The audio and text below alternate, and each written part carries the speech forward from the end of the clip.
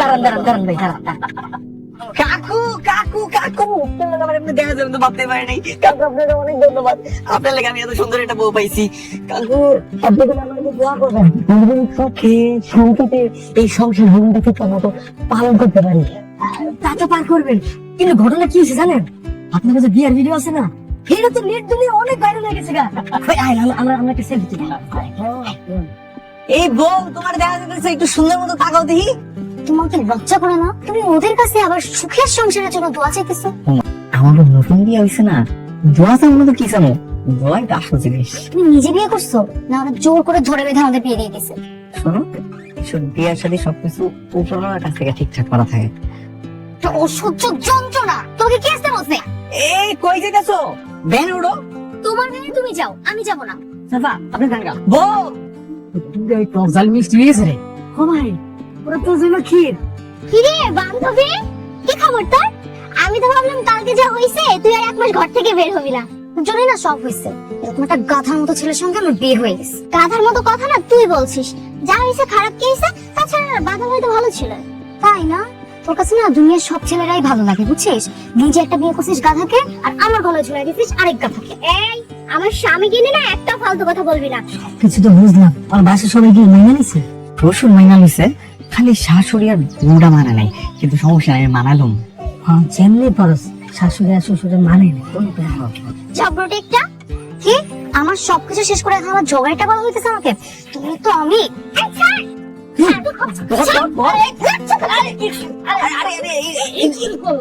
আরে এগুলো তুমি কি করছো? কি শুরু করলেন ভাবি আপনারা বলেন তো? মানে রাস্তাঘাটে যদি বান্ধবী বান্ধবী মারামারি করেন, আপনার কপালে যা লেখা ছিল তা কি আপনি মুছে ফেলতে পারবেন? পারবেন না তো। যেহেতু বিয়েটা হয়ে গেছে, সবকিছু মাইনা লন। এখন আবার আমাকে জ্ঞান দেওয়া হইতেছে। কি করতেছো তুমি এগুলা? কারণ জুতা নিয়ে গেছি। এগুলো তুমি কি করতেছো? লোকে দেখলে হাসাহাসি করবো না? লোক হাসাহাসি করার কোনো বাকি আছে? তোমরা সবাই মিলে আমার জীবনটা ধ্বংস করে দিছো একদম। ওই দিক কই যেতেছো? কলেজ তো এইদিকে। এখন কলেজে গেলে লোকের হাসাহাসি করার আর কিছু বাকি থাকবে না। জীবনটা ধ্বংস করে এখন আবার কলেজের কথা জিজ্ঞেস করতে আসছে। ভাবতেছি কি আম্মা, আপনারা তো দুপুরে খাওয়ান সন্ধ্যাবেলা খান, কালকে তো আমিও সন্ধ্যাবেলা ঘুমে তো উঠি, আর তারপরে দুপুরে খাওয়ান রাইতে 10টা বাজে খান, আর রাইতের খাওয়ার ভোর 4টা বাজে খাবো। আমি অনেক বড় লোক হয়ে যাবো তারপরে। তোর তুই যেমন আছিস এমন থাকার চেষ্টা কর, বেশি বাড়াবাড়ি করিস না। মা ওর মতলব না আর ঠিক লাগতেছে না। দেখবা কোনদিন আমাদের বাড়ি থেকে আমাদেরকে বের করে দেয়। মা তুমি আইছো? মা কেমন আছো তুমি? মা কতদিন পরে তোমার দেখলাম। মা বাবা কই? মা তোমার না জানাই হুট করে বিয়েটা করে দিচ্ছি, তুমি রাগ করো না। কিছু মনে করে নেই, আমি তো শুনলে সেটা এসে করছি। তোর শ্বশুর বাড়ি অনেক বড় লোক, ভালো করছিস তো। আমি জানতাম তুই বড় একটা কিছু করতে পারবি। দোয়া করো মা, দেখবা আরো কত কিছু করি। তাই নাকি? করতে পারে দি। এটা কি তোর মা? হ শাশুড়ি আম্মা। তিশা এদিকে আও, মায়ের পায়ে হাত দিয়ে সালাম করো। না থাক থাক, খাওয়ানোর টাইম দৌড় দেবো না, আমি দৌড় থেকে দোয়া করতেছি। কিন্নির বাচ্চাদের জন্য একটু ঠিক মতো খাইতেও পারতিস না। আচ্ছা লাই তোর মারে আনছিস কেন? তোর শাশুড়ি জানি কেমন, যাবার ভালো না। ওই বইলাই তুই কে রে? তোর পোলা নিতে আমি মায়ের জামাই হিসেবে মানি না, চাকর হিসেবে মানি। পরি বেললে তুই কোন ঠান্ডা মরা। তুমি আপনি এই বাড়ি ঘর আপনার, এই মেয়ে আপনার? কিন্তু তুমি এখানে আসলে কি করে?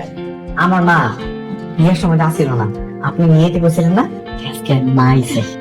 এত কথা কনের কি আছে? গাটটা ধরে দুটার বাইক করে দাও না। আপনার মেয়ের সঙ্গে আমার ছেলের যেহেতু বিয়ে হয়েছে, তাইলে কিন্তু হিসাব বরাবর। আমি জানতাম না যে বাদল তোমার ছেলে। অতীতের কথা বাদ দিন, যেহেতু বিয়ে হয়েছে সম্পর্ক হয়েছে, ঠিক নিয়ে আমার কোনো সমস্যা নাই। সেরকম না, বুঝতে পারলাম না। আচ্ছা ঠিক আছে, তুমি বিশ্রাম নাও, পরে কথা বলি। ঠিক আছে মা, বেটা তো চলো তোমার আরাম করানোর ঘরটা দেখা দিই। মা এদিক যাও, এদিক যাও। এই মহিলা কে? কি হলো বাবা? উনি কে? তোর শাশুড়ি, বাদলের বাবা, আমার পার্টনার ছিল।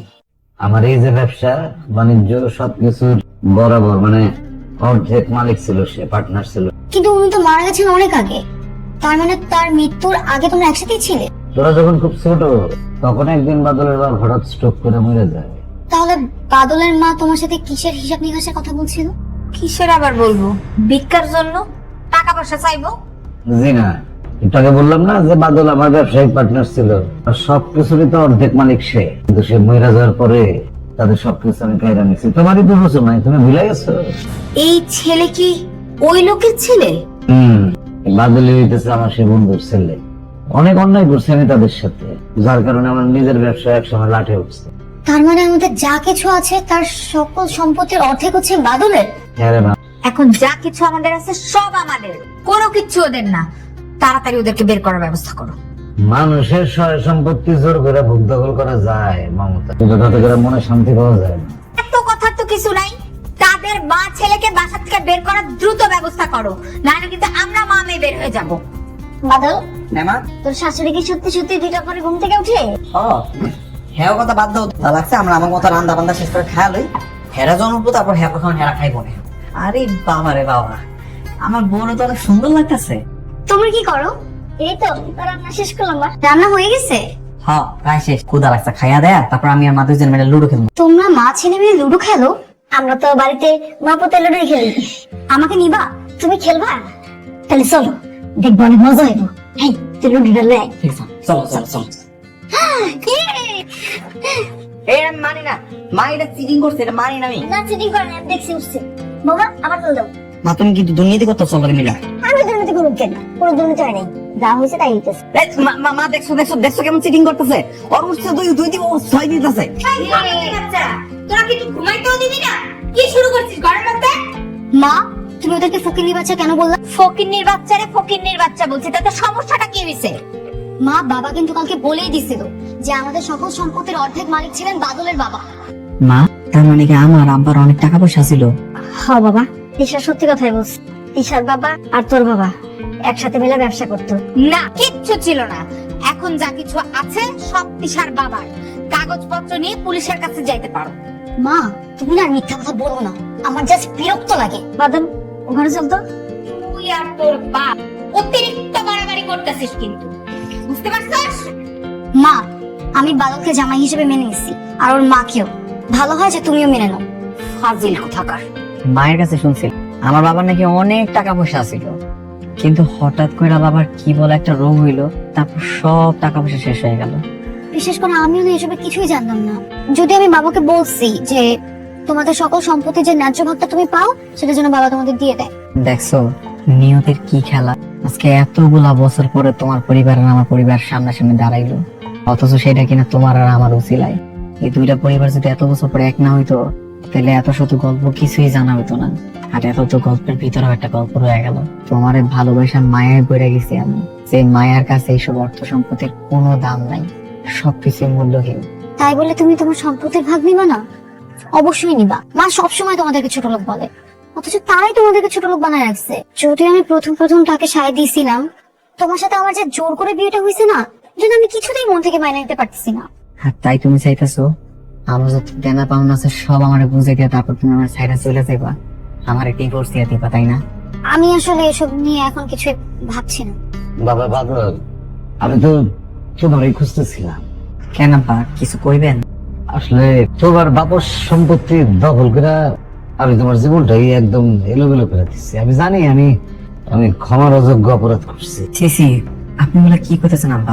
আমার তো বাবা নাই, আপনার এই বাবা বলে ডাকি। আমার ভাগ্যে যা লিখেছে তা তো আমাদের হয়েই গেছে।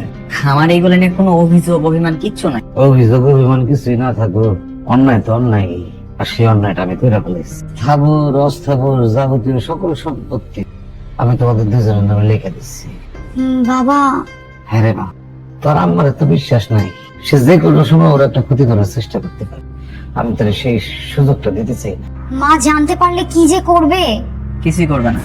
শাশুড়ি আমার কেমনে ঠিক করণ লাগবো সেটা আমার হাতে ছেড়ে দাও, আমি দেখতেছি। ফকিন্নির বাচ্চা, এখনো 12টা বাজে নাই, তুই এটা কিন্তু সুস্কার। গড়িতে 12টা না বাজলে আপনার জীবনে 12টা কিন্তু বাইজা গেছে। আমার জীবনে 12টা বাজছে মানে মানুষ হইতেছে আম্মা, এখন তো আমি আর ছোট লোক নাই, ফকিনের বাচ্চাও নাই, আমি তখন বড় লোক হয়ে গেছি। শ্বশুর আব্বা আমাকে দুজনের নামে তার সব সম্পত্তি লিখা দিছে। মুখ সামলায় কথা কবি। হ্যাঁ মা, বাবা আমাদের দুজনের নামে সকল সম্পত্তি লিখে দিচ্ছে, আর তোমার নামে একটা কানা করিও নাই। তুমি এখন রাস্তায় একদম ফকির হয়ে গেছো। বাবা বলছে আমরা দুজন যেটা বলবো সেটাই করতে হবে। এখন আমরা দুজন বলতেছি যে তুমি বাড়ির সকল কাজ একাই করবে। আমি কাজ করবো মানে? আমি জীবনে কাজ করছি নাকি? আমি বাপের বাড়িও কাজ করিনি, শ্বশুর বাড়িও কাজ করি না। এখন আর কিচ্ছু করার নাই শাশুড়ি আম্মা, আপনার এখন সব কাজ করা লাগবে, না করলে তো আপনার না খায় শুকায় যাওয়া লাগবে। তাতে ওঠেন আম্মা, অনেক কাজ জমে রয়েছে, তাতে ওঠেন। হাসো, হাসবা না, না আসলে কেমন হবে? আমি কামের বুয়ার মতো কাম করতে। আচ্ছা, এটা কি কোনো কাম করলা তুমি? সমস্ত সম্পত্তি পোলাটার নামে লিখে দিলা? ঠিকই আছে, এতদিন বাদল আর তার মা কষ্ট করছে না, এখন তুমি একটু কষ্ট করো।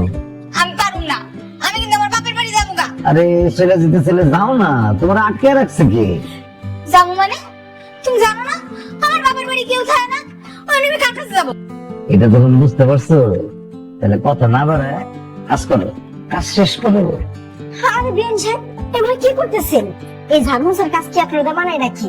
কিন্তু বাদল যে কইছে কাম না করলে বাইক করে দিব, খাওন দেব না। না না, কেউ বাইর করবো না, আপনার বাড়িতে আপনি থাকবেন। এখন থেকে আমরা সবাই মিলেমিশে একসাথে থাকবো। আপনি শুধু ওকে লেগে দোয়া করেন। দোয়া তো করি, আবার দোয়া করবো না তো করবো কার এখন? আমার মেয়ে জামাই ব্যাং, আপনি না খুব ভালো মানুষ। চলো আমরা রান্না করে দেখি যে কি অবস্থা। দেখলা জামাই, সিপাই বললে সব সোজা হয়ে যায়।